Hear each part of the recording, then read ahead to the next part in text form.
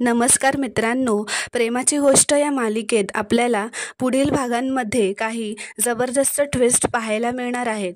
तर मित्रांनो, आता सागर हा मुलांच्या खोलीतून खूपच रागात बाहेर येतो. त्यावर मुलं म्हणतात, "मुक्ता आंटी, तू बाबाला समजाव, तो स्पोर्टिंगली खेळतच नाही आमच्यासोबत." त्यावर मुक्ता म्हणते, "मी तुमच्या बाबांना समजावते." असं म्हणत ती बाहेर सागरच्या मागे येते आणि सागरला म्हणते, मुलांसमोर आपण असं नको वागायला, ज्यामुळे त्यांना वाटेल की आपल्यात काहीतरी भांडण झालंय. त्यावर सागर म्हणतो, "मग तुम्हीही तसं नका वागू माझ्याशी." सागर म्हणतो, माझ्या भावावर पूर्ण विश्वास आहे." तर मुक्ता मनात म्हणते, "पण मला विश्वास नाही आहे त्याच्यावर. मला आत्ताच बोलावं लागेल त्याच्याशी, तरच हा केओस सुटेल." असं म्हणत ती तिथून निघून जाते. तर इकडे सावनी लकीला म्हणत असते, ती मुक्ताबद्दल भडकवत असते. ती त्याला सांगत असते की ती मुक्ता इतक्या सहजासहजी गप्प बसणार नाही. त्या आरतीला तिने शब्द दिलाय, आरतीच्या पोटात जे बाळ आहे ते तुझंच आहे हे सिद्ध करण्यासाठी ती काहीही करू शकते. ती त्याला म्हणते, मी जे सांगीन ते ऐकलंस तरच तू या सिच्युएशनमधून बाहेर येशील. तू त्या मुक्ताचं काहीच ऐकायचं नाही. तिला सरळ नकार द्यायचा, नाहीतर ती तुझं लग्न आरतीबरोबर लावून देईल. तू तिच्या गोड गोड बोलण्यात येऊ नकोस, असं ती त्याला म्हणत असते. असं म्हणत ती त्याला दारू आणून देते. त्याला खूप दारू पाजते व मुक्ता आणि सागरबद्दल खूप भडकवते, ज्यामुळे तो रागात काहीतरी चुकीचं करेल. त्याला त्या दोघांबद्दल खूप वाईट साईट सांगते. असं सगळं खूप वाईट गोष्टी त्याच्या मनात भरवल्यानंतर ती तेथून निघून जाते व दरवाजाच्या मागे जाऊन लपून उभी राहते. तेवढ्यात तेथे मुक्ता येते लकीशी बोलायला व मुक्ता त्याला सांगते की ते आरतीच्या पोटातलं बाळ तुझंच आहे हे तू स्वीकार कर. आम्ही कोणीही तुला काहीही बोलणार नाही. आपण एक फॅमिली आहोत. तेवढ्यात लकी दारूच्या नशेत उभा राहतो. त्याचा तोल जात असतो. ते पाहून मुक्ता खूपच आश्चर्यित होते. ती म्हणते, लकी, तू दारू प्यायलायस? घरात गणपती आहेत आपल्या. एकीकडे त्या आरतीला फसवलंस, तिला लग्नाची प्रॉमिस केलेस आणि आता हे काय चालवलेस तू? असं म्हणत आता लकीसुद्धा तिला उलट उत्तर देतो. तेवढ्यात तिथे सागर येतो. तो लकीला दारू प्यायलेला पाहून खूपच चिडतो व त्याच्यावर खूप रागवतो. तो सागरला म्हणतो, मी दारू प्यायलो हे मान्य करतो दादा, पण बाकीचे काही झालंय त्यात माझी चूक नाही आहे. मी शपथ घेऊन सांगतो दादा, असं तो त्याला खूप विनवणी करून म्हणत असतो. तो सागरची माफी मागतो. सागर खूपच रागात असतो. तो लकीला म्हणतो, घराच्या बाहेर निघ आत्ताच्या आत्ता व आजच्या रात्री तू बाहेरच झोपायचं. असं म्हणाल्यावर लकी तिथून निघून जातो.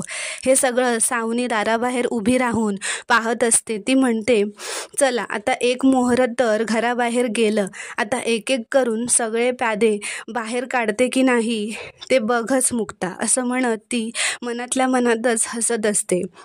लकीला आता सागर घराबाहेर काढतो व दार लावून घेतो. सागरलाही खूप वाईट वाटलेलं असतं व राग आलेला असतो. तितक्यातच तिथे सागर मागून सावनी येते व सागरला बघून खोटं नाटक करायला लागते. फोनवर बोलण्याचं नाटक करत ती पुढे येते व सागरला मुक्ताबद्दल भडकवण्याचा प्रयत्न करते. तिच्याबद्दल वाईट गोष्टी सांगून पण सागर त्यावर विश्वास ठेवत नाही.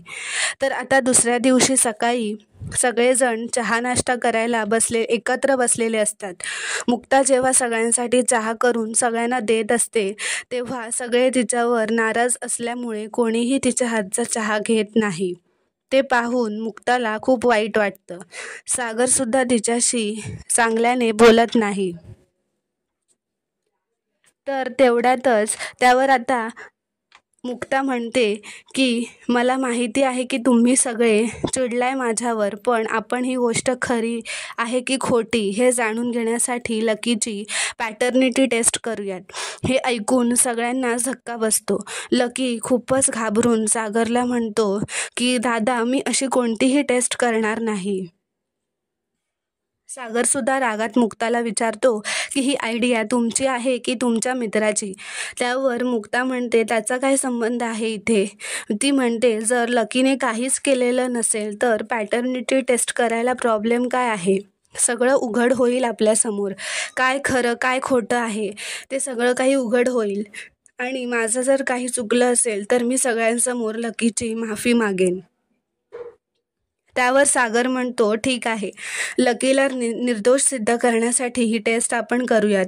तो म्हणतो की लकी, तू मला माहिती आहेस की तू निर्दोष आहेस, तू घाबरू नकोस, मी आहे तुझ्यासोबत. काही लोकांचा विश्वास बसत नाही आहे म्हणून ही टेस्ट आपण करूयात, असं तो रागात मुक्ताकडे पाहत म्हणतो. हे ऐकून घरातील सर्वांनाच मुक्ताचा खूप राग आलेला असतो. सागर म्हणतो जर लकी दोषी असेल तर मी त्याला सोडणार नाहीच, पण जर मुक्ता चुकीच्या ठरल्या तर मी काय करेन ते मलाही माहीत नाही. त्यावर लकी सागरला खूप अडवतो. टेस्ट न करण्यासाठी त्याला खूप विनवणी करतो, पण सागर घरात कोणाचेही ऐकत नाही व त्याला हॉस्पिटलला जबरदस्ती घेऊन जातो. त्यावर मुक्ता आरतीला फोन करून हॉस्पिटलला जायला सांगते.